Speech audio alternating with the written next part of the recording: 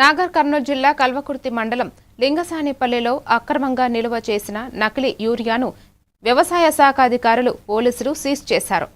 కోరమండల్ పేరుతో ఉన్న 24.5 క్వింటాళ్ల డూప్లికేట్ యూరియాను స్వాధీనం చేసుకుని అశోక్ రెడ్డిపై కేసు నమోదు చేశారు. నకిలీ ఎరువులతో పంటలకు నష్టం వాటిల్లే అవకాశం ఉందని రైతులు అప్రమత్తంగా ఉండాలని డీఎస్పీ వెంకటరెడ్డి సూచించారు. ఇన్ఫర్మేషన్ వచ్చింది ఏంటంటే అశోక్ కుమార్ రెడ్డి అతను ఇల్లీగల్గా ఈ వితౌట్ లైసెన్స్ లేకుండా లింగసానిపల్లిలో ఈ డిఏపి యూరియా కొరమండల్ డిఏ ఒక్కొక్క బ్యాగు 50 కేజీలు ఉంటుంది. 24.5 క్వింటాల్స్ ఈ కొరమండల్ డిఏపిని స్వాధీనం చేసుకోవటం జరిగింది.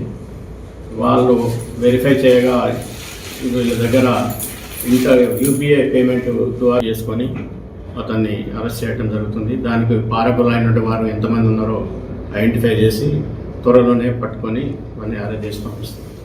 వాళ్ళు ఈ మండల అధికారికి కానీ అగ్రికల్చర్ అధికారికి కానీ మరియు లేదా పోలీసు వారికి కానీ ఇన్ఫామ్ చేస్తే మరి ఫర్దర్ మేము యాక్షన్ తీసుకోవడానికి ఉంటుంది.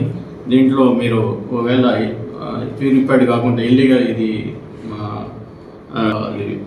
ప్యూరిఫైడ్ కాకుండా ఉంటే ఇబ్బందిగా ఉంటుంది. దాని వల్ల పని చేయడం కూడా బంద్ అవుతుంది కాబట్టి మొక్కలకు నష్టం జరిగే ప్రాంతం ఉంటుంది, ప్రాపర్టీ నష్టం ఉంటుంది. ఇట్లాంటి పనులు